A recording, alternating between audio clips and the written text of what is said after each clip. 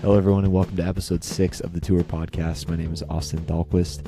The Tour is about pursuing your goals with a rooted and hopeful mindset. And today we got my great friend, my groomsman, my former roommate, Brian Barraza. We talk about his tour, his running, his perspective on life, and more. Before we get started, check out Sub4 Tour on Instagram and sub4tour.com. Grab a hat, grab a shirt, and get a free sticker with it. Without further ado, let's get into it.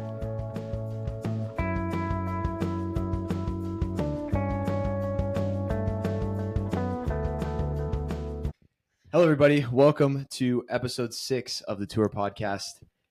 My name is Austin Dahlquist. I'm here with one of my best friends, one of my groomsmen, Brian Barraza. Brian, how are you doing today? I'm doing well now that you're here. Man, it's an honor to have you on the podcast. Definitely a long time in the making. We've been talking about the tour for years.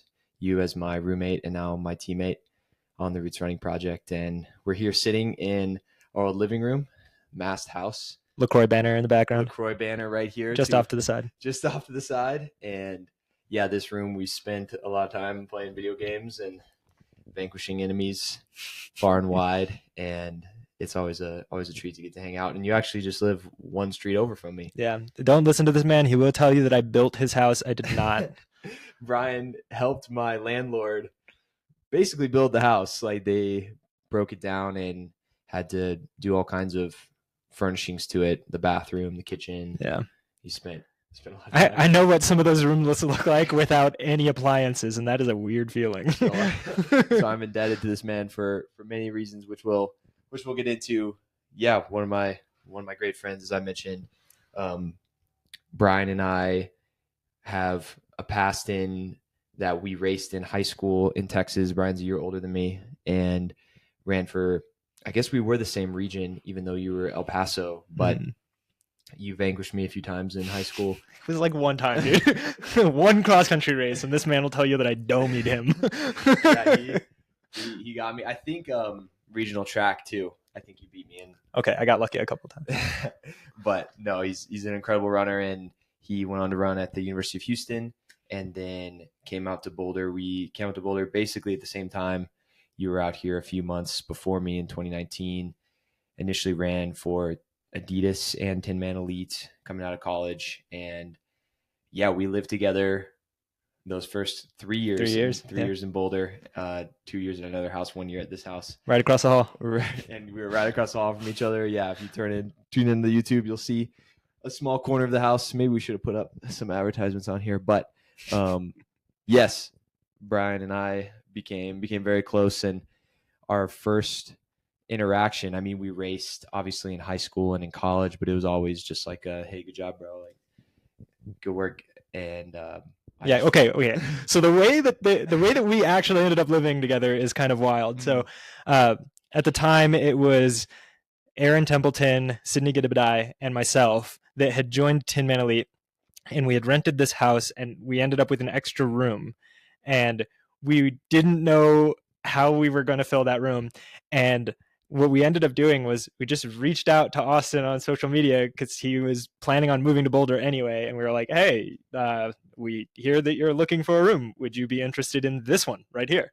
And it was like one of those kinds of things where, like, I'd never met him. I only knew him through reputation, which the running community is pretty awesome in the fact that, like, it is so small that you're bound to know somebody or know somebody who knows somebody.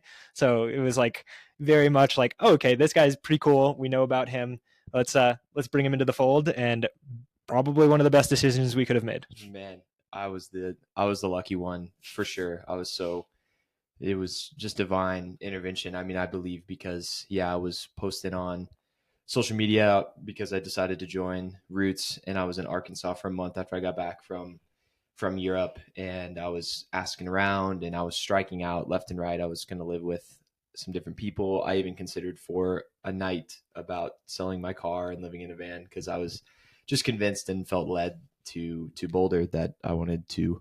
I believed I was led to continue to pursue the dream, and I believe it might have been OPSA that was thinking about joining Tin Man, and shout out OPSA. We've never met, but he ended up not. And so this room opened up, and I just remember getting there and it just immediately felt right. And Brian got home. I forget where you got home from, but we hugged on the stairs and I was like, this guy's awesome. And Big hugger. we immediately we went out to dinner that night with the Tin Man team, and they brought me along. And I just remember on the drive home, I forget the context of the right across the hall joke, but I have never laughed harder in my life.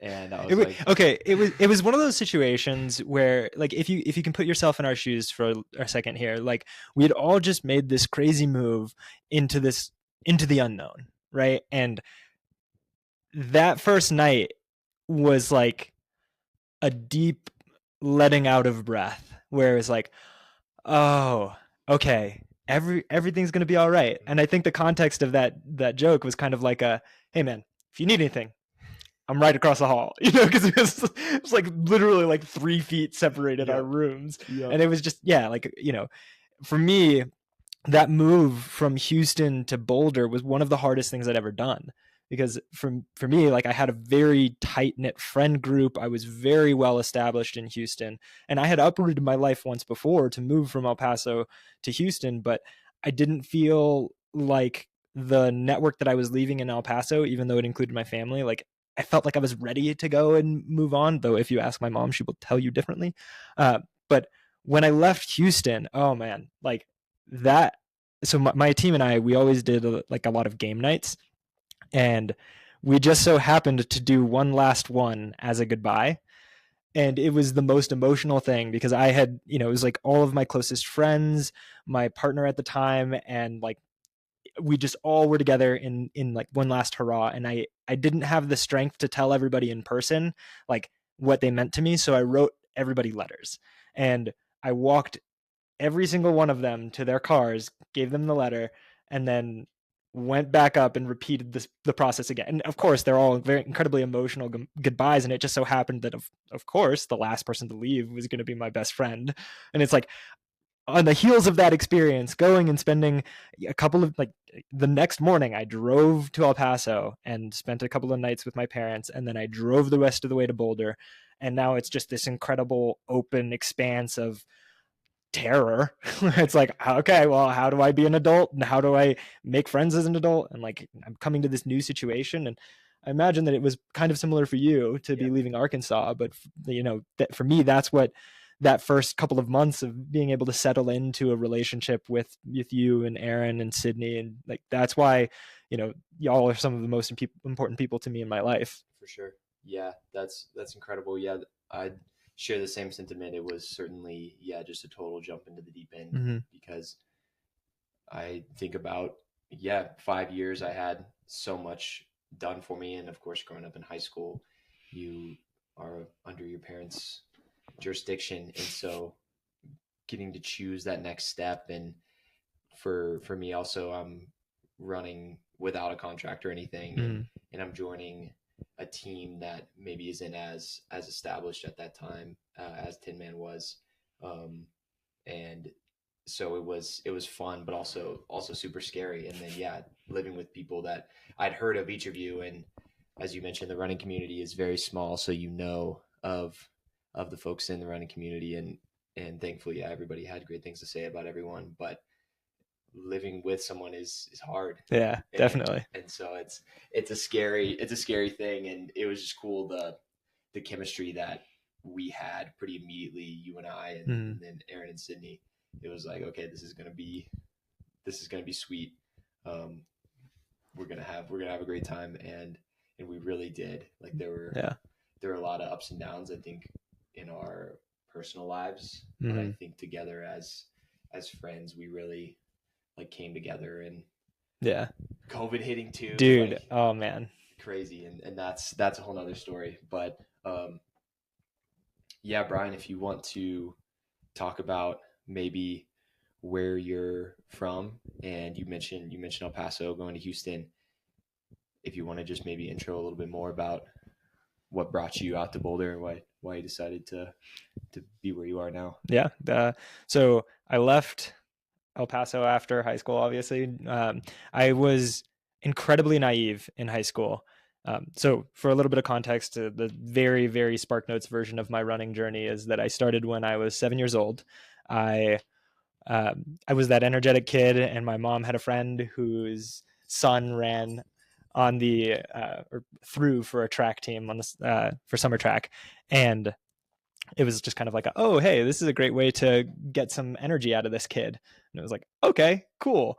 Turned out I was pretty solid at it and just kept moving up in the distance, but I had no idea what I was doing. I just kind of, for me, when I ran a PR, it was just because I ran harder or got a little bit stronger, and so it's like you just kind of creating this cycle. And when I left high school, it was kind of like, I had a couple of college recruiting letters, but nothing, like I was looking at only Texas schools. Like I thought like, oh, maybe I'd go to Oregon because I'd seen Prefontaine, right? So it's like my knowledge of running culture was not where it could have been. I was not super plugged in, and like, social media wasn't as big of a thing back in the day, because I'm old. But I ended up in a position where I was able to go out to the University of Houston and develop some strong relationships and some strength as a runner there. And it took me a while to come into my own. I've always been a pretty competitive person, but it's mostly a competitive nature within myself.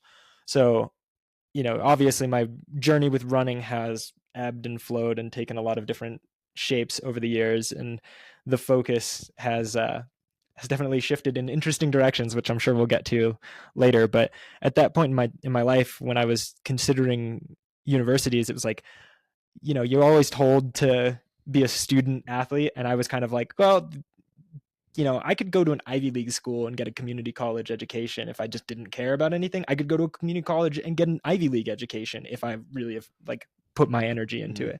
So it was just kind of like one of those things where it's like, okay, well, because I know that I'm going to try and I'm going to put the effort in to make wherever I go worthwhile, the education is kind of equal across the board.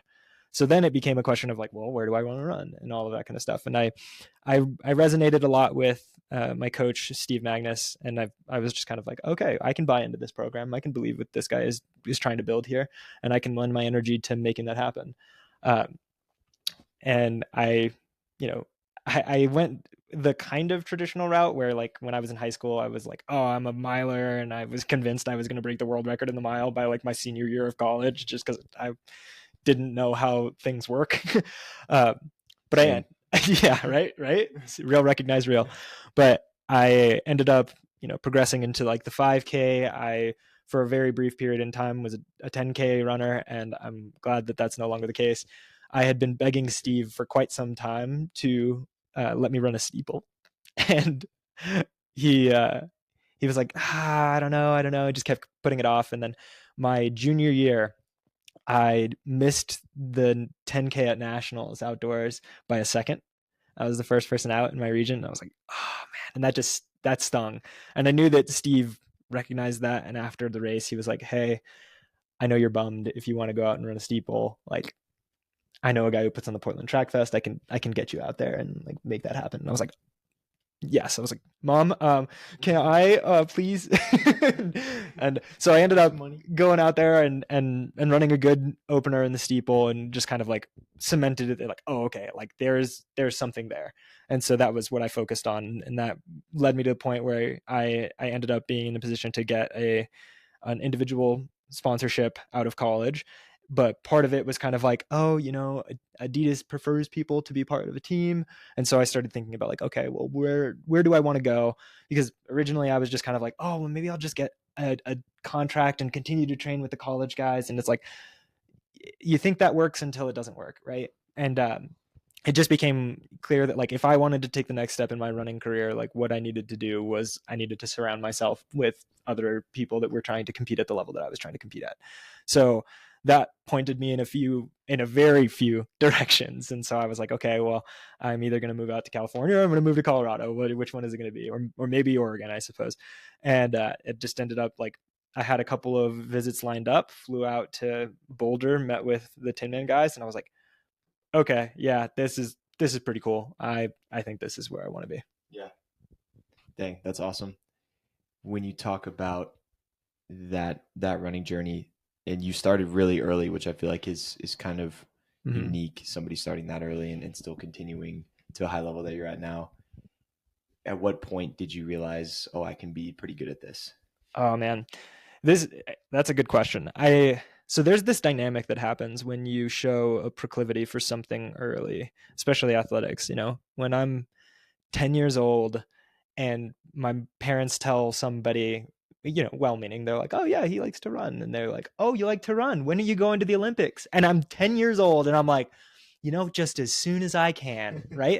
And you internalize that because you're like, I do want to do that. I do care about that. That is a dream. That's anybody that's involved with this sport and pursuing high performance. Like, the Olympics are the pinnacle, and they're the pinnacle for a reason. So it can create this negative loop that you don't really want, where you think about identity and you think about the way that you hold yourself as an athlete and as a person. And if you get too wrapped up in it, there's this concept called identity foreclosure, where you start pruning off potential versions of yourself because you're too focused on one singular one. So it's like, oh, no, I can't come hang out with you. Like, I've got to go work out in the morning, and like, I can't be out that late. And it's like, yeah, sure, have that level of focus. It's important to be driven and dedicated to what you care about, but it's also important to figure out who you are and to experiment with different aspects of what you enjoy. And so for me, this cycle kind of got created where I started thinking about, okay, I'm going to try more. I'm going to care more. I'm going to try harder. I'm going to run more. I'm going to run harder, and then I'm going to do better.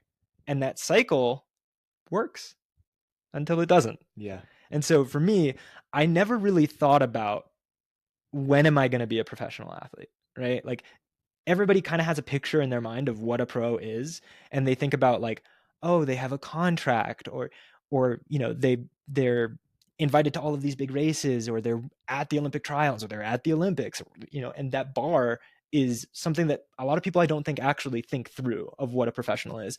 For me, I started thinking about what makes a professional. And it's like, to me, it's a mindset, right? And I had that mindset for a long time, because to me, I've been a professional since I was, 17, 16, because, like, before that, like, I cared, I worked, I tried, and it's like, it was fun, but I didn't start taking it seriously in that way until like my sophomore year of high school. And because it's like, I showed some real promise my freshman year. I started like my first mile that I ran as a freshman, I ended up with a PR of 4:44, and I was like, oh, I'm beating the seniors on my team. Like, okay, and so I guess, like, if it started anywhere, it started there. But the way that cycle worked, it just like slowly wore away at what I expected this journey to be. And it became a point of like, oh, there are levels to this game. It isn't just how hard can you try. It's also how much intentionality can you bring to bear on the systems around you. Yeah. How can you shape your inner and external landscapes to be something that's in line with high performance? And like, there's this great quote that's like, it's I forget who says it, but it's like, amateurs have goals, professionals have processes. And it's like, oh yeah, That's so good. that's it. That's amazing, and there's so much discipline in it, but then also a lot of maturity in it that I feel like you and I have learned over the years, and I believe you've done an amazing job. Thank you. Of continuing to have that like professional mindset, but also not holding on so deeply to maybe how you're feeling or how you're performing. And I remember, this is kind of a tangent, but I struggled with an eating disorder, which I've shared before on this podcast and in general. And I remember you talking about like, no, that's never been an issue of mine. And I think that takes, not saying that everybody does, but it seems you've been able to have running in a pretty good place throughout your journey. And where well, maybe. Yeah. And there's points. Yeah. And I think that's something that you have to learn, because the discipline of being a professional athlete in any case it's a lot. It takes a whole lot. Yeah. And like you said, you have to work really hard, but you also have to really sacrifice a lot, and you have to really be able to handle the ebbs and flows of it. Yeah, man. And now you're speaking my language. Yeah. And so that's something that I want to maybe hear. You just mentioned maybe you weren't holding. When was a time where you weren't holding running in a place maybe where you believe it should be held? Yeah. So my mind immediately goes to when I was in high school. So this is like it was my junior year, and I ended up with a stress fracture in my knee, which is like a rare place to get it, and it's kind of weird. But I talked a little bit earlier about identity foreclosure. I had everything that I am wrapped up into this identity of being a runner. Yeah. And, like whether you recognize that that's how you're holding it and that's where your self-worth is coming from or not, it is very apparent when it's taken away, right? I didn't realize how much I liked being the guy. My name came on the announcements and people knew me as the guy, like, oh, I guess he set a record. It's like, and like we're kind of glib about it here because of the way that like our careers have shaped. It's like, oh yeah, of course that was going to be the thing that made me feel like, okay, yeah, I'm good at this. You get that external validation and it's addicting, right? And it's like, if you were getting that from sport and not many other places, or you're not giving the other places that are giving it to you as much weight, then you end up in a position where like sport becomes on a pedestal really fast. Yeah. And so when I ended up with this stress fracture in high school, oh man, my identity, my self-worth, all of it down the drain. And I really quick had to be like, okay, well, if I'm not that runner guy, who am I? And I've spent the last like 15 years answering that question every day. And it's a beautiful question. It's challenging. And I think it'll point you in some really interesting directions when you start actually looking at it, because we think of ourselves as like, oh yeah, I'm the things that I do. It's like, are you? Are you the memories that you have? Like, there's a whole conversation to be had there. And I think it's worth exploring. But for me in my running journey, I was not holding running in a good place when that was happening to me. And I ended up in this really dark place. And like, you add in the fact that I was a teenager with a lot going on, so much angst, there's, oh man. Yeah. Thank you for the therapy session here. No, but it really is. It's so impactful, and we don't necessarily recognize we think things live in a vacuum. It's like, oh, I go to school and that's who I am at school. I come home, that's who I am at home. I go to the track and oh boy, that's man, my place. That's my place. Yeah. I used in college, I had this persona where I would like, I'm stepping on the track and I'm like, oh, they don't even know, man. Like, I'm a titan here. It's like whatever you got to tell yourself to like, to perform, you and like you receive external validation that's like, oh, yep, black and white. You either win or you don't, or you run the PR or you don't. And so, I'm grateful that happened to me then, because if I had not had an injury all throughout high school, like, I don't know what my college experience would have been like, because I wouldn't have shifted the way that I held running. I wouldn't have figured out that like, oh, not only do I enjoy running is one way that I express myself. And I'm actually an incredibly creative person, and I create in this way and I create in that way. And I have my art and I have the sculpture and I have, remodeling houses, like whatever it ends up being, it's like, and I think a lot of it stems from the misunderstanding of what passion is. Because you think about passion as something that is something you get from an activity. Like, oh man, I feel so alive while I run. It's like, no, you bring the aliveness to your running. And you can bring that aliveness to anything that you do as long as you're fired up about it. Yeah. Yeah. That's like what the tour is about. That's the tour, baby. Yeah. Which is so good. And I completely agree. I mean, it's so cliche when people talk about injuries or shortcomings, failures in life and in sport, but they're so necessary to remind us and like reframe us. I think about, I was indestructible until my 5th year of college, and then coming out here, I was training at this higher level, and then I had a terrible sacrum injury, and finally experiencing those things made me realize exactly what I knew. I knew that running was an idol in my life, and I knew that I was insecure about it in a way, or anxious about it, especially coming to a place like Boulder where you're comparing yourself. Yeah. I mean, we have the American record holder in the mile a couple streets away from us. Yeah. Shouts yard. But it's such a hard thing to know it's such a hard thing to learn until you go through it. Right. And yeah, that's something that I know I've shared on this podcast before, and it's a topic that I'm really passionate about, is that we can't base our life on our running or really anything, because it's doomed to fail us. Yeah. Like, we're gonna ride. That's the nature of impermanence, baby. Yeah, and we're gonna ride those emotions and into the void. Yeah, it's gonna be.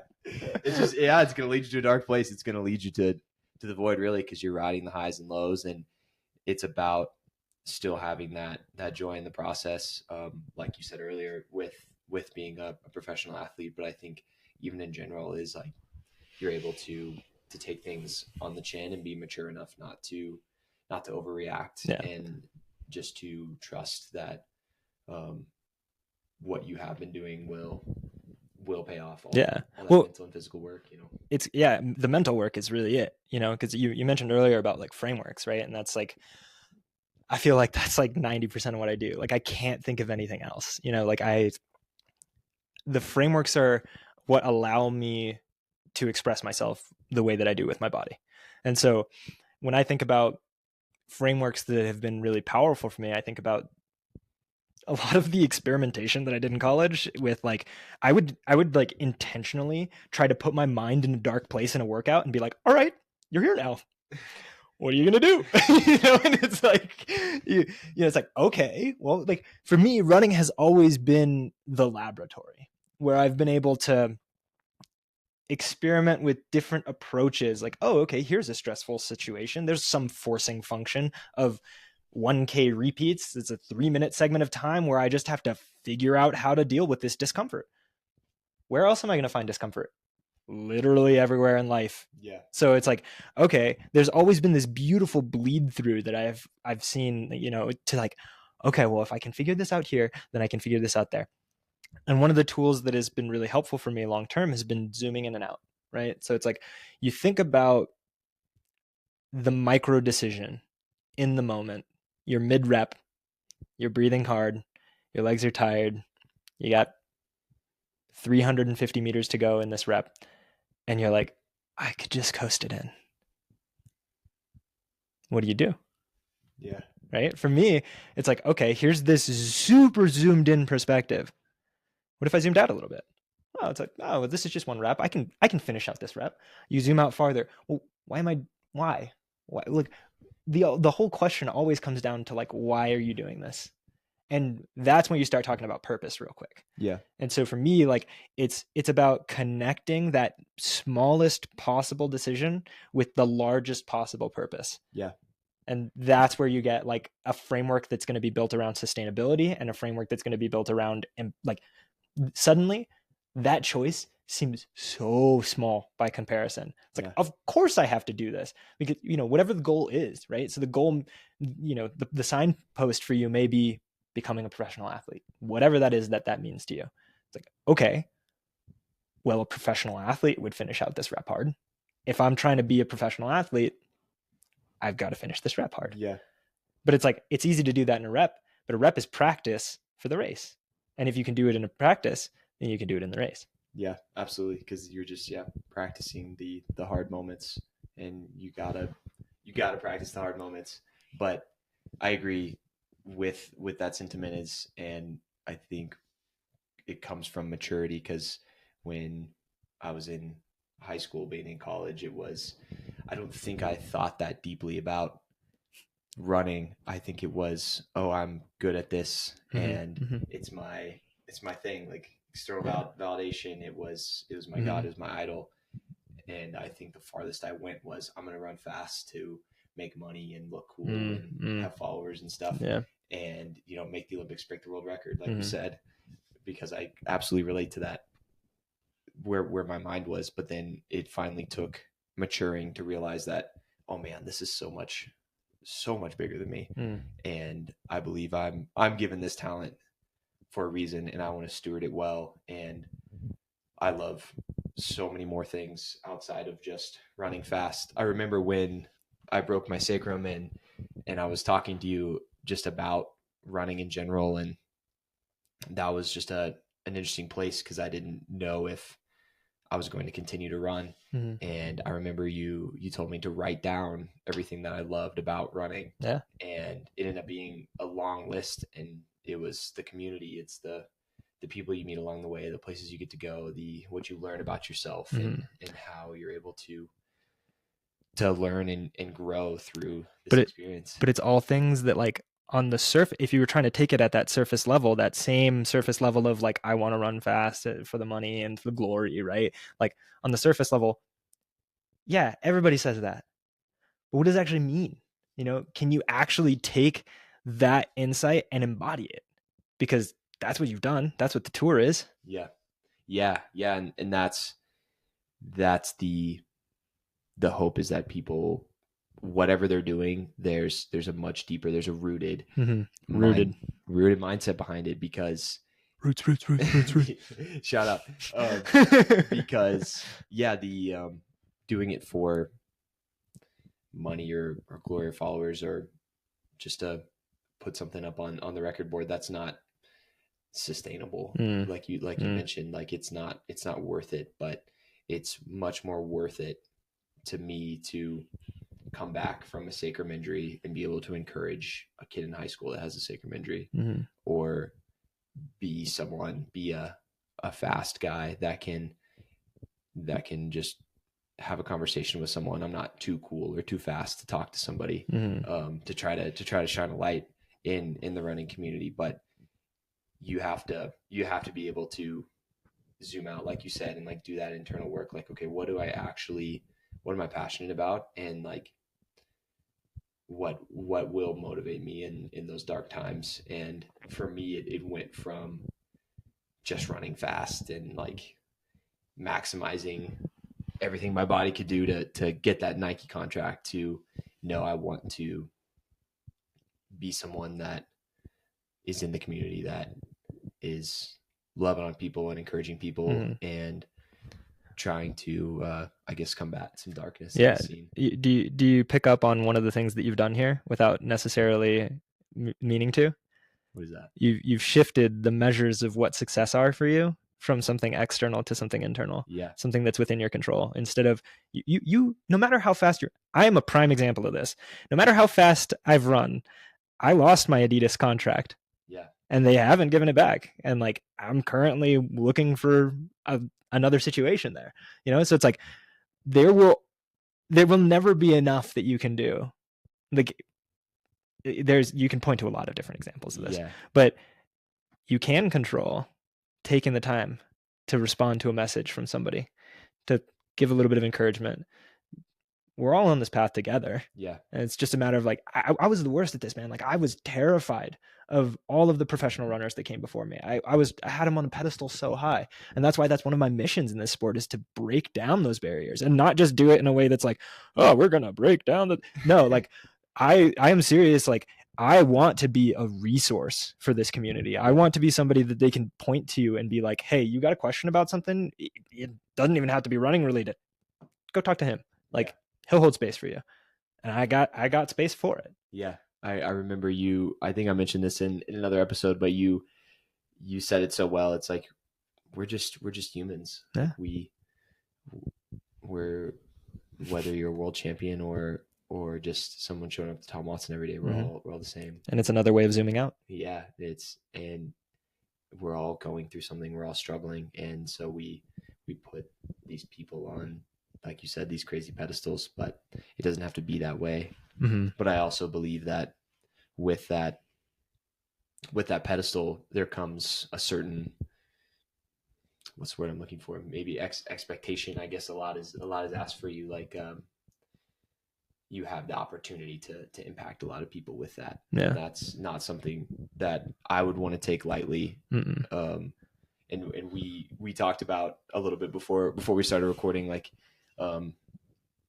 I said legacy, you said impact. Yeah. It's like it's cliche, but people remember how you made them feel, and people aren't going to remember how fast you ran or how much money you made, how drippy you are, how good your spaghetti recipe is. Like, people remember how you made them feel, and that, I think, is the root of a lot of things.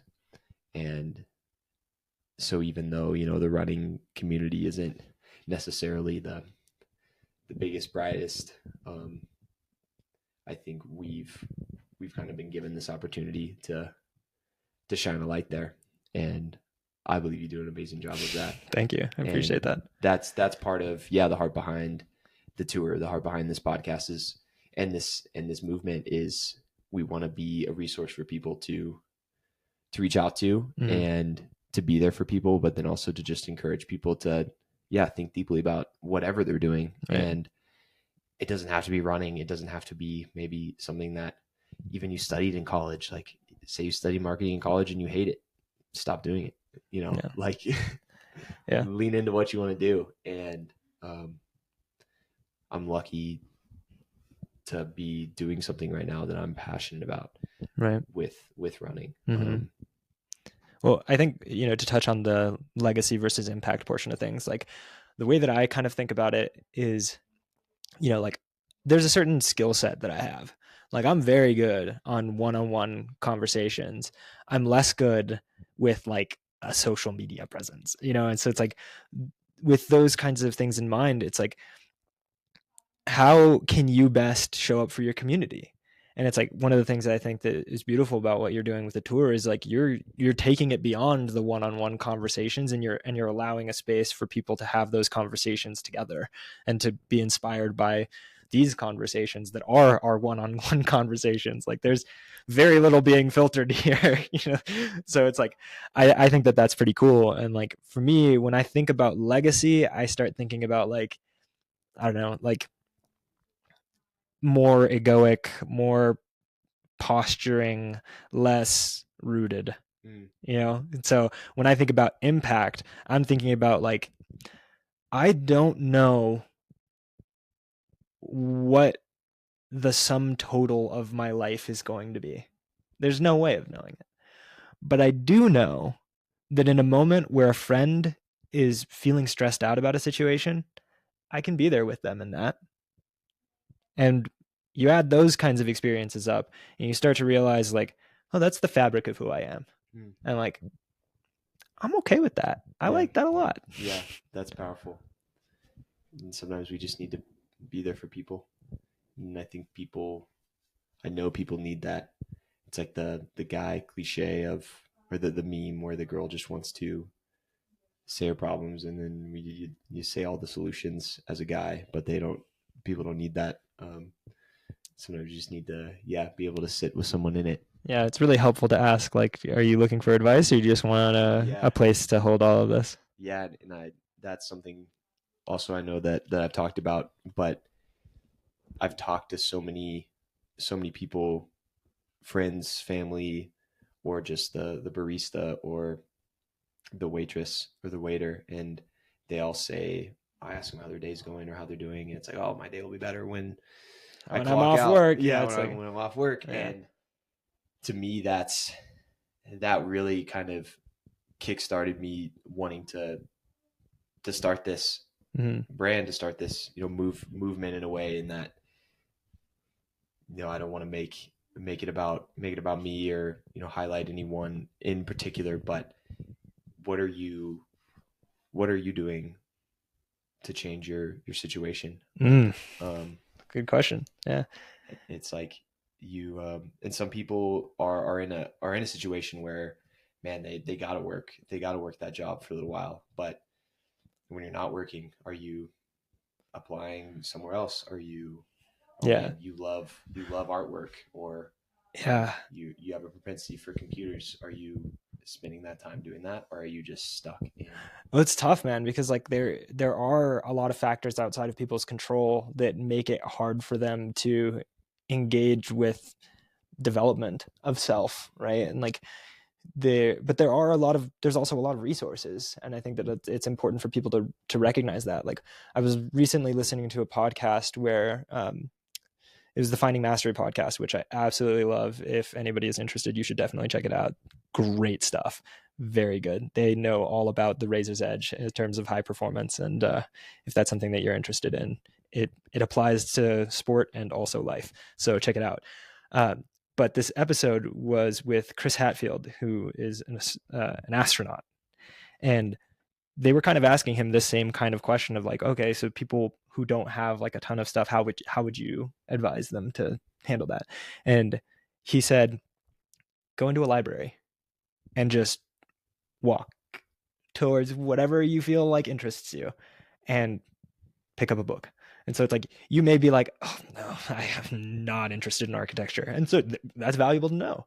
Right. Yeah. So you end up going to a different aisle and you start seeing stuff about zoology and you're like, oh, dang, whoa, I didn't know that zebras did that. It's like, okay, so maybe there's something interesting there for you. It's the older that I get and the more pieces that I start to put together about what this whole human experience is about, the more I start realizing that this whole thing is about exploration, and it's about growth, and it's about connection and moving towards those things. Yeah. Everybody has talent and everybody has things that they're passionate about. And that's a wonderful place to start, because there might be a lot of people that are like, I don't really know what I'm passionate about, or I'm just doing something because I'm naturally good at it. Mm-hmm. And yeah, I just think it takes time, and you just have to like give yourself the ability to explore that, mm-hmm. because you don't want to look back and waste time. Like, the most valuable thing we have is that, mm-hmm. and we're not guaranteed tomorrow. But you think about Warren Buffett, he has all the money in the world, but he would trade it to be 28.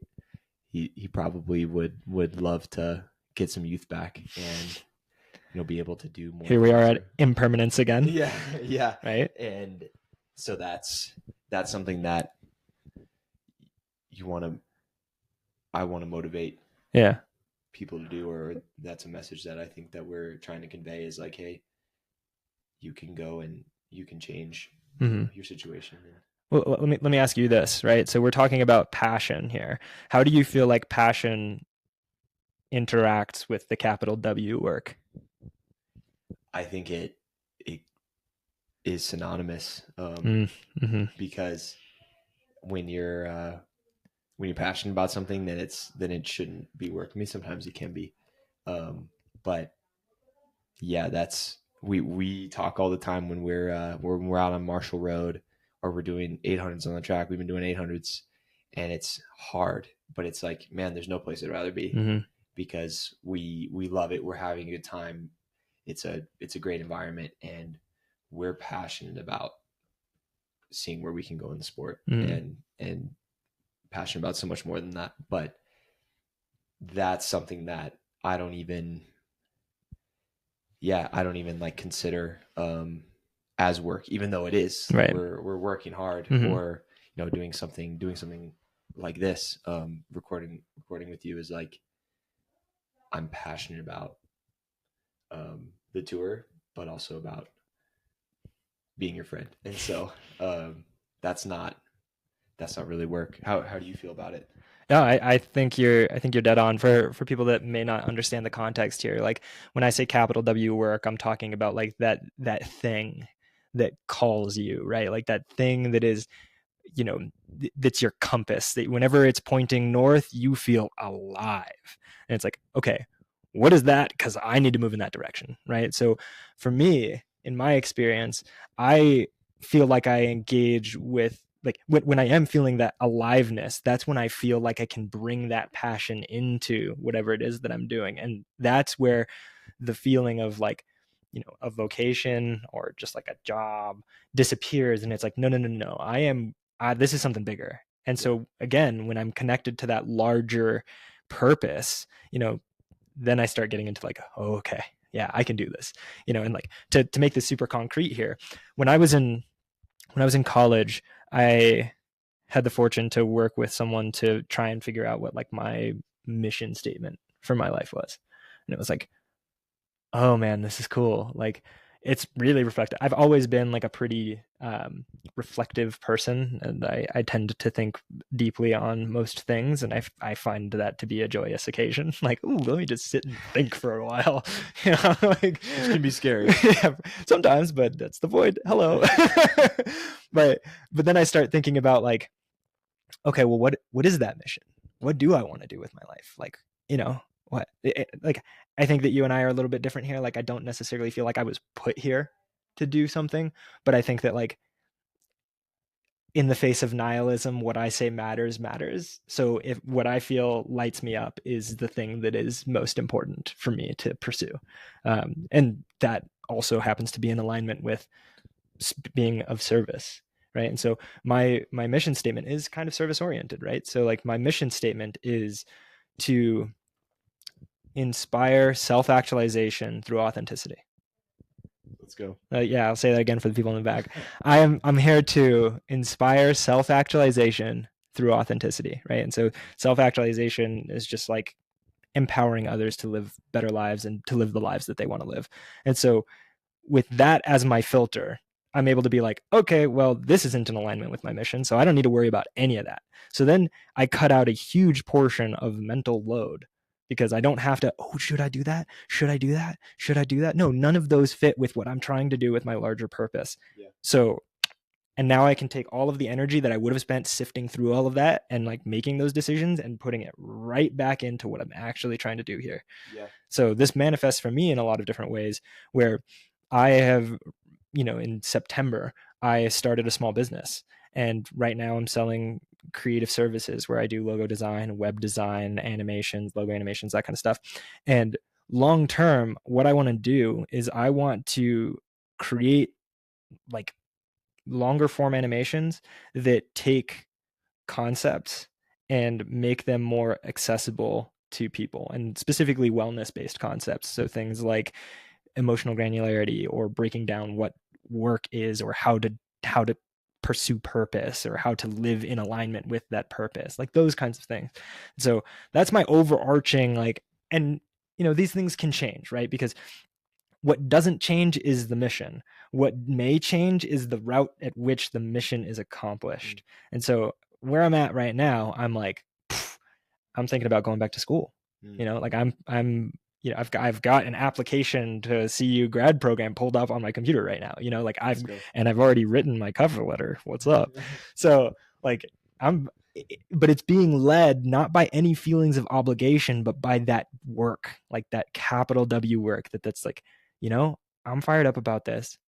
How do I use this as a tool to bring more of what I want into my life? And what I want is more stuff that's in alignment with my mission. Yeah. How can you lean in? That's so beautiful. And it's important, I think, and a lot of people don't really think about like, okay, what do I believe in?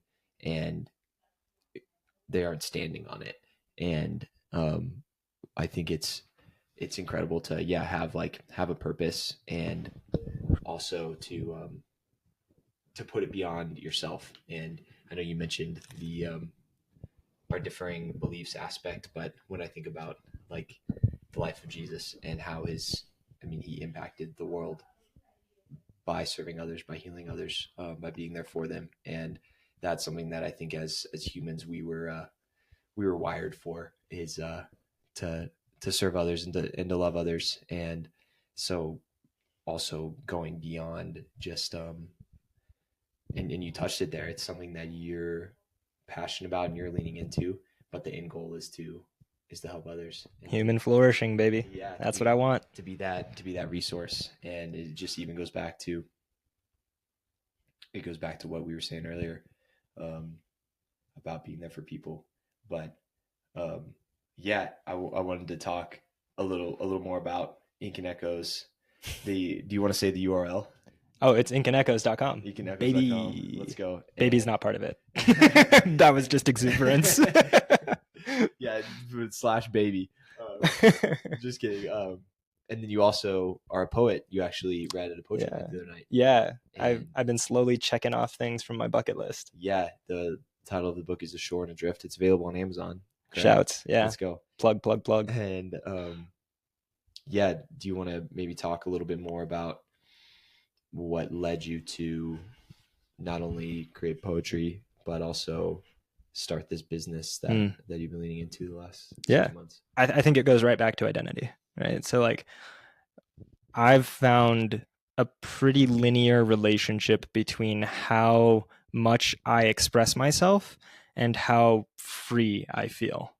And so the way that this poetry collection came about was that it was just like over the course of 8 years in college, I just like wrote little things in a notes app on my phone, and I just ended up with a ton of them. And then, I just slowly started pulling them together with a lot of encouragement and support from the people around me.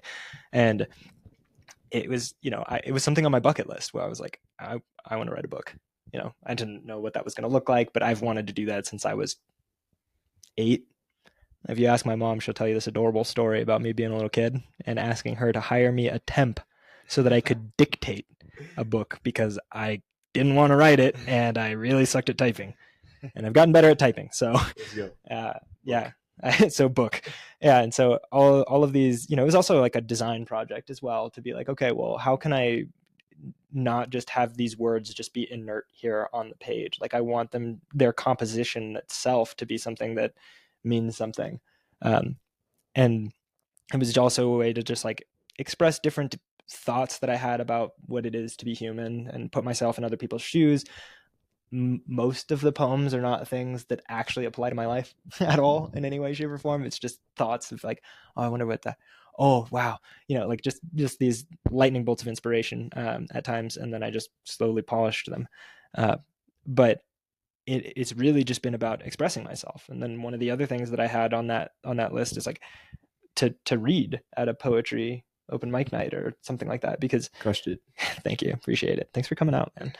But for me, it's like, it's not just about holding myself by the handle of poet or artist or creative or me, it's also partially about not having that only be behind closed doors, to like, yeah, I'm the guy who writes stuff. And if you like it, awesome. I'd love to hear your thoughts.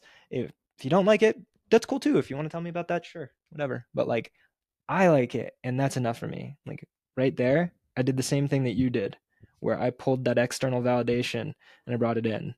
And it's just like, if I'm not enough for me, then there's no amount of that I'm going to get anywhere else that's going to make it better. So I've really done a ton of work.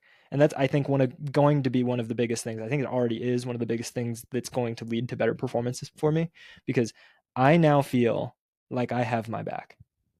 And it's partially through small experiences, sometimes bigger experiences, of doing things like writing a book, going to a poetry like open mic night, or, voicing my needs within a relationship, or voicing my needs within a team context, and fighting for those things. Yeah. You think all of those things that you mentioned, they kind of just have to come through experience? I think that you can quicken it if you have the right habits in place, but the experiences will happen regardless. Yeah. Another great quote that I can't attribute the saying to, but it might be Shakespeare. There's nothing either good or bad, but thinking makes it so. It's like, so much of it is just how we contextualize their experience. And if you see everything as an opportunity for you to show up in the way that you want to show up, and to show up in alignment with who you are and who you're trying to be, nothing could ever be bad, because it's just an opportunity for you to be there for yourself. And yeah, everything that, there could still be a negative valence to that emotional experience, but it's like, okay, well, this is a great opportunity to deal with negative valenced emotions. Sick. Couldn't have had this without this thing happening. Yeah, 100%.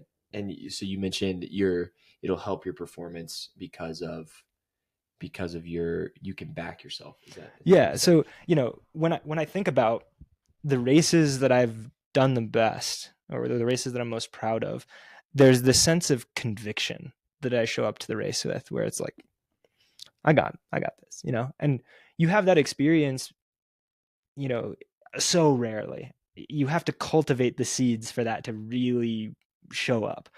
But what often happens for me is that like I'll be there early in the race and I'll start panicking. I know, oh my gosh, this is so hard. And then someone makes a move and the panic rises and I can't go with that. That's because I don't trust my future version of myself. But now I feel like I've connected with the past and future versions of me as best as I can. You know, I know that sounds super esoteric, but it's like I'm very grateful for every version of me that has done the work for me to be in this position to live this life. And I am going to work just as hard for the future versions of me that past versions of me did. And so when I'm in that race experience and I'm like, go for it. Future you can do this. You don't have to baby him. Yeah. And past me is like, bro, I put you there because I know you can do it. Yeah. Right? Then it's like, okay, I can do it. I trust myself a little more. You don't want future you to regret it either. Yeah. Yeah. Because this journey at this point for me, like, you know, we talked about having a list of reasons why we run. For me, the past couple of years, this has been about mastery. And it's not, you know, that's not saying that I'm ever going to become like a finished product. But it's like running has always been a vehicle for me. It has always been the laboratory. It's always been the place that I've been able to work on these things. And there's a feedback loop. And so it's like, I've done the work in running. I've brought it out into my life. I've done the work in my life. I'm bringing it into running. And that is the cycle. That is the level of the game that I'm playing. Yeah. And we've talked about kind of how we frame maybe the confidence or where our head goes in a race. I know I get asked that a lot. And I think about the work that I've put in, like you mentioned, and how I try to reframe a race experience or a high level experience as something that is fun, and it's an opportunity to showcase the work that I have put in. And it's all positive self-talk for me, like, oh, I've done this before, or, you know, I just have a couple more laps, or also the maybe regret aspect or the future you, like, sure, this is going to hurt, this is going to be terrible, maybe I blow up, but future you will never you don't ever want to look back and be like, oh, that was an opportunity, you know. Yeah, it'll always be the regret that's bigger than the fear. Yeah, but the fear will be bigger than the experience. Yeah. So you plug into the experience and you're at the root of it. Yeah, we talk about jokingly, but also I think any high level sport, or maybe, you know, it's an intense interview or an intense test, you're embracing the void. Yeah. Whereas you're embracing the unknown, this place, this hard thing where, man, you're halfway through a 5K and it's like, man, it should not hurt this much. But if you become comfortable with the uncomfort, if that makes sense, and you and I have talked about it, I know for years I was just so, like, focused on, like, I need to feel good and I want to feel good for as long as I can in a race. And now I really can't tell you a race or even before a race where I feel good. Yeah. It's just like, I feel terrible. It is what it is. And once you embrace that it's going to suck, then you're able to handle it. So we joke about embracing the void. Yeah. There's a Buddhist saying that's attributed to the Buddha, as everything is, regardless of whether he actually said it or not. It's like, you don't want to get hit by the same arrow twice. Right. And so, like, when you're thinking about pain or when you're thinking about discomfort, it's like, it's the fear, it's the discomfort itself, it's the anxiety about the fear, it's the anxiety about the fear. And so then you're getting hit by 4 arrows instead of 1. But the 1 is inescapable because that's the reality. Yeah. And so it's like, if you can plug into that reality and accept it on its terms instead of your attachment to being comfortable, then you get put into a position where, okay, now you're able to start actually working. Yeah. Right. And the language that I put to it is building a bridge into uncertainty, because it's like, I almost imagine the start line as this cliff's edge. And it's like, I know that there's another cliff edge on the other side of this impossible cavern. And, like, I got to get there somehow. The gun goes off and I just start building. And I start building. And there's some points where I'm like, is this going to hold? I don't know, man. This is kind of shaky. And then I'm like, well, all I know how to do is build. So I'm just going to keep building. And the other side always comes. Yeah. It always does. Yeah.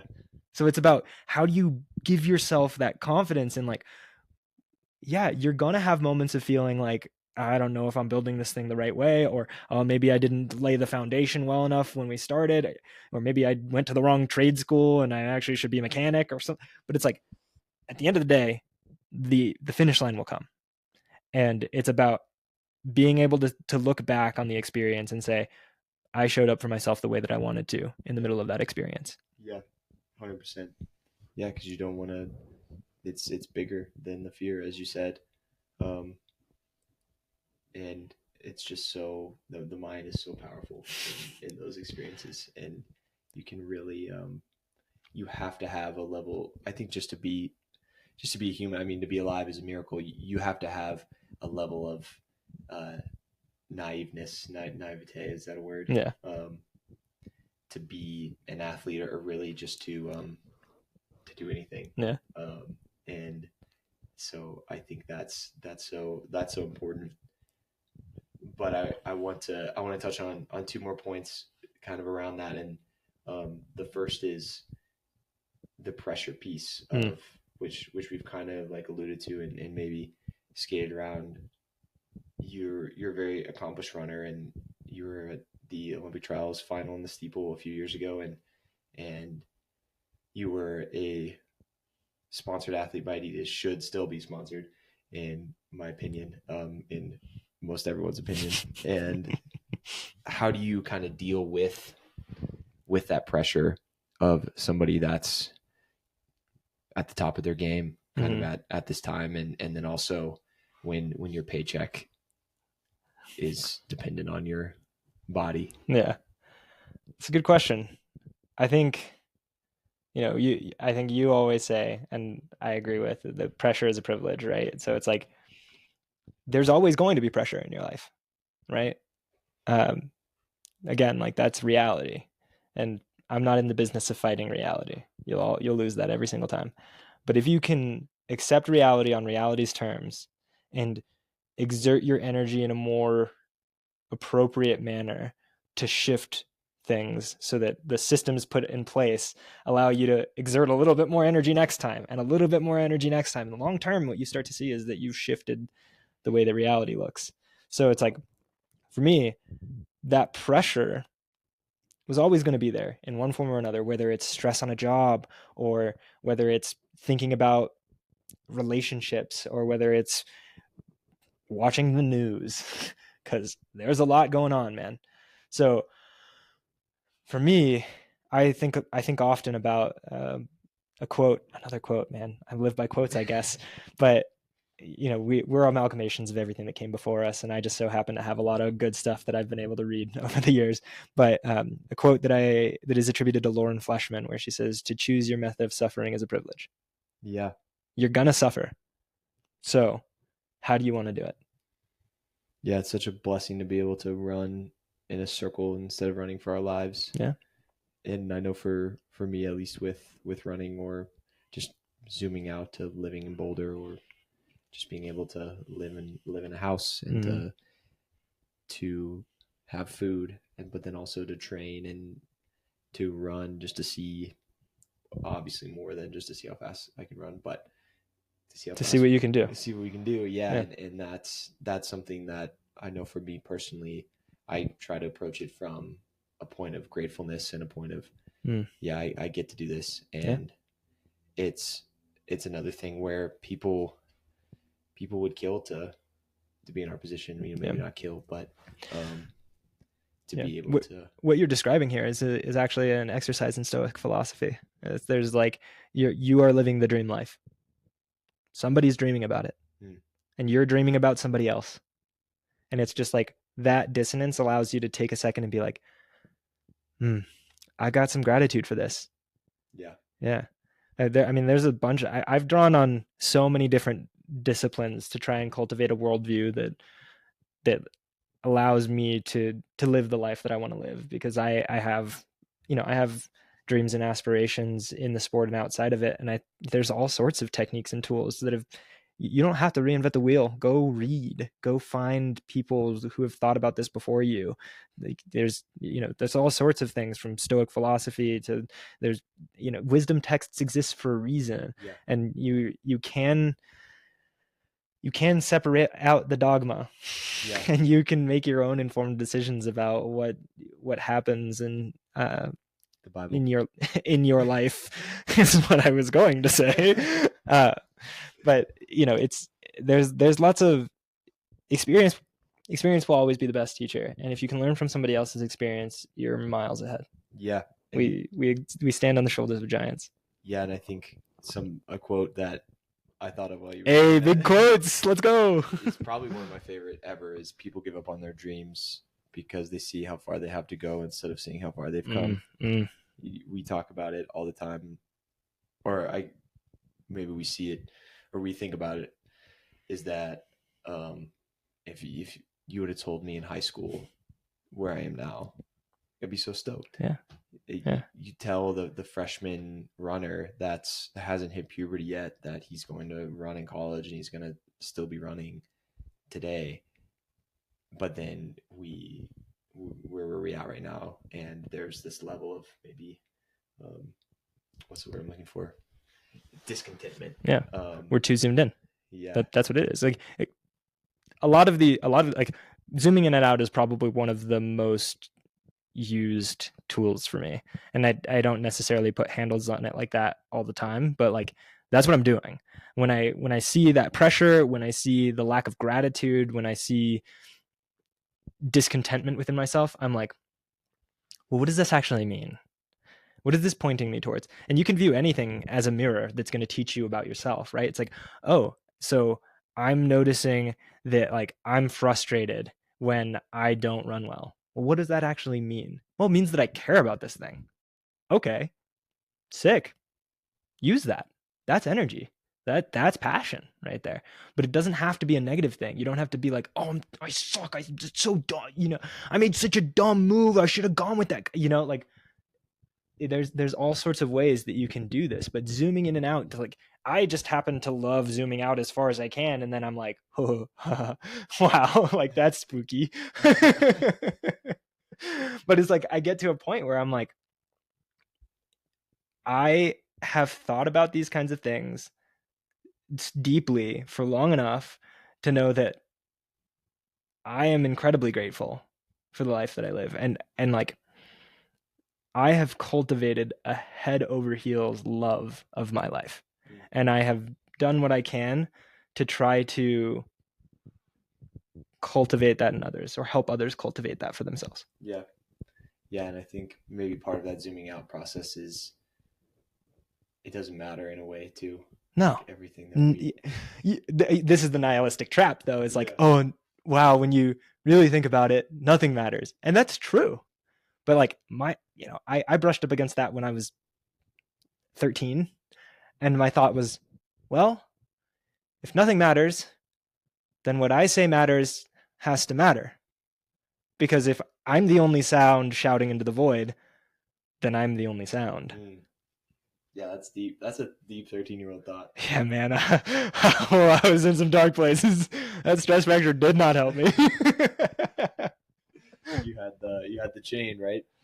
Oh man, no, I had the skull rings. I was wearing all black. I had a pink headband, wore combat boots. The phase. I feel like everybody has to go long hair. I had the long hair when I moved out to Boulder.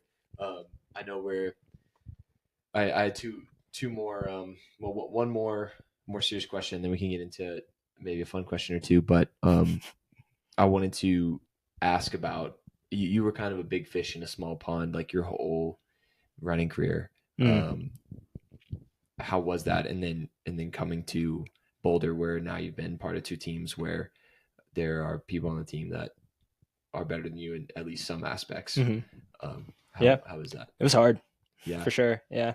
I don't think I recognized how egoic I was in high school, being like, oh, I really like, like even after the stress fracture, where I was able to be like, okay, yeah, there's more to life than running. It's okay. Like, I have an identity outside. You still hold that validation in a privileged place, because the warmth of other people's praise, oh, that's good. That's good stuff, right? So, you end up in this place where you start thinking about your career as like okay, yeah, I'm the guy. And then you come to a place where everybody's that good. And it's like, okay, now I'm starting to think, what can I learn from these people? And because my goals at that point had kind of shifted towards this mastery mindset, because I'd always been process oriented, but being able to come at things from this perspective of like, okay, well, I need to learn what these people are doing because I want to be the best. And if they're better than me, then I need to do that. But there was a lot of stuff tethered to my moving to Boulder where it was like, I started thinking about like, okay, well, I'm going to have to start training within myself and make sure that I'm like really smart about my training. I'm going to be training at altitude for the first time. Like I'm under a lot of new stresses, like all of these kinds of things that I know are impactful. But I think I erred too far on the side of being cautious. And so it's like, this dance where I've had to jump back and forth. And yeah, I was working with a sports psych for a while, and I was trying to cultivate this like mentality where I was like, oh yeah, like I'm like a boxer and I'm going to start throwing haymakers. And it's like, I'm not a boxer. That's not true to me. That never passed my gut check. I'm like a chess player, and there's aggression in chess for sure, but it's like, it doesn't look the same. And so it's like hard because I was part of this group where there were all of these big personalities and everybody was like, yeah, we've got these giant goals and we've got to do them. And like, and that was great. And it provided a space for me to try and think a little bit bigger. But I think what ended up happening is a lot of it just didn't pass my gut check, because I was like, how am I supposed to think that I can do that if I can't even run with these guys on the team, if I'm just getting dropped in every workout, and if I'm struggling with every long run, like what am I going to do there? And so that transition took me a long while, but I came to become more comfortable in the way that I handle myself mid workout and mid race, instead of viewing it as like, oh well, if I'm running within myself, that's okay. There's something in the back of my mind that's like, you're giving up. You're just letting it you could go with that, that, right? And I'm just like, but that wasn't the assignment. And it's like, I'm starting to loosen up a little bit more and be drawn more into the direction of like, man, sometimes you gotta go for it. And if you feel good, let it feel good, man. The part of what I'm doing this for is the freedom, the ability to express myself nearly effortlessly, because obviously there's a physical effort that's happening, but it's like, it's almost like I set the ball in motion and I'm like, go run this 200. And my body does it because it's done so many of these that it knows how. Yeah. Without me egoically being engaged to be like, okay, make sure that you're striking the ground like this and make sure your hips are in this place. I'll do that occasionally where I'm like, oh yeah, I'm noticing that something needs my attention. But a lot of the times I'm trying to pull back and like engage with the full experience of the moment, instead of just narrowing my perception of it to like one tiny aspect of reality. Yeah. I know we've talked about what we're working on when we're running or working out. And then I just think about sometimes where my head's at when I'm racing a mile mainly. It's just like, you just kind of, you allow your body to go do that. You have that carnal instinct take over. And yeah, I don't want it to be, because I could talk about training for a whole nother hour, but I think there's times where you need to finish workouts and have a lot left over, and you don't want to burn the fuse a lot, and you want to be like a B plus workout guy. You want to be an A plus racer, but sometimes you kind of let that carnal, we talk about like that inner like I gotta go. Yeah, and it's fun to like let that loose sometimes, and to allow yourself to enjoy it. Yeah, but I think the culture of Roots is such that like it's almost playful, where it's like, hey man, like I'm gonna get after it on this one. Yeah. Like, if you want to come on down, like, but it's not like an egoic, like, I'm gonna dash you against the rocks, like you're gonna feel this tomorrow, like that's just not it. And I think that holding things in that way is just, it's one of the beautiful things about our team. Yeah, for sure. I'm so grateful for our culture, and starting from Richie all the way down to the newer people on the team. I think it's so important to have that positive, supportive, but also like high level atmosphere where we expect it's that pressure. We expect to run well, and we expect our teammates to run well. I love the Roots bio. You know what it is? It's we train hard and try to run fast. We run hard and do our best to run fast. Shouts. Oh, that's so good. Words to live by. Because that's what it is. I mean, That's what it is. We're trying. You can control how hard you run. You can't control how fast you run. It's good. Oh man, real quick, great story. There's the Percy Carrutti. Have I told you this one? No. He was a coach of an Olympic 1500 meter champion, and the day before the Olympics, he takes the guy to the track, and he runs a mile all out, and he runs, probably somewhere in like the 8-minute range because he was an old man at that point, but he's like collapses across the line, and then like turns to his athlete and he says, "You may run faster than me, but you will never run harder." Man. And that is one of the things that embodies the beauty of running. All levels, everyone works. Yeah, for sure. And most everyone can do it. It's awesome. And that's something that I know you and I are both passionate about is, breaking down those barriers and embracing the whole community. From those that just started out. Too. Yeah, hit my DMs if you want to chat at all. Be Razzle Dazzle 5K. One of the best Instagram names in the game. I know we've been going for a while. I can hit you with hit me with some sideways elevator questions. I think the one that I've listened to the podcast. I know what's up. What's the I think a couple fun ones to end it is like, what's the best advice you've been given? Oh man, I've been given a lot of good advice. I mean, I used to actually keep a list. I should bust it out. But what's coming to mind for me right now is that like it's thinking about identity as exploration. And like if you ask me this question in like 2 days, I'll probably give you a different answer, right? Because that's kind of how I work sometimes. But based on all that we've been talking about, like try on those different identities,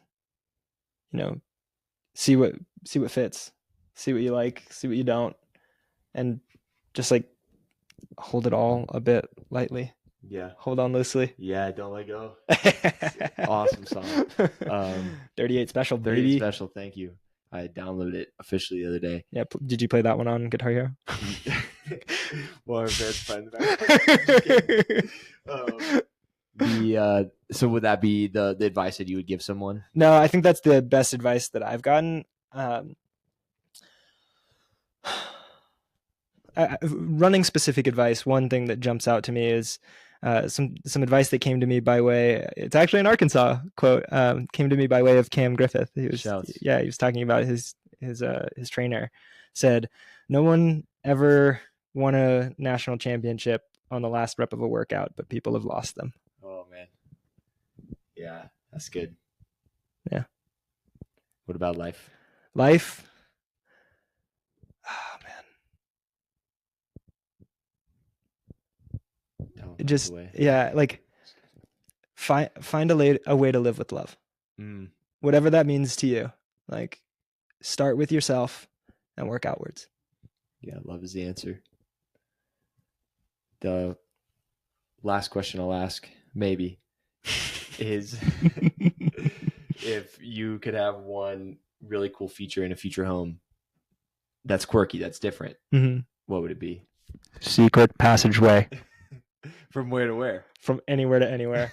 Like, we're talking bookcase? Yeah, no, legit. Okay, so I was recently in Arkansas with my partner Maggie and her family, and they're the home that she grew up in, and they have this like secret door that's in like one of the rooms, and it just looks like paneling, and then you like push it open, and it's like a little bit of extra storage, and it's like, oh my god, this is so cool.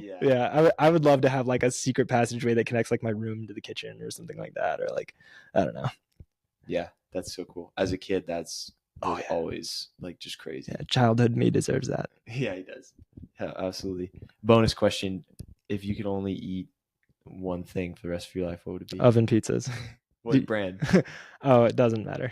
Do you have a favorite? I've been booling with the Freshetta. Is that how you say it? It's a white box. I always get the Canadian bacon and pineapple. I know a lot of people don't like it. Yeah, I think it's like FRUSCHETTA. Something like that. Something Yeah. like that, I don't know how to read. I just came to school to run. Yeah. I just go to school here. Yeah. Brian, thank you so much for the time, man. Such an honor. Just we'll have to do this again sometime soon. absolutely. Just to spend time with you is always a blessing, man. So just Likewise. really value you as a friend and as a training partner. I've had the most fun in my life running with you. So really appreciate you, man. And Brazzle Dazzle 5K on Instagram, inkandechoes.com, and A Shore and Adrift on Amazon. Any more plugs? The tour, baby. Sub4tour.com. Subscribe. Have a great day, everyone. Thank you. I love you all.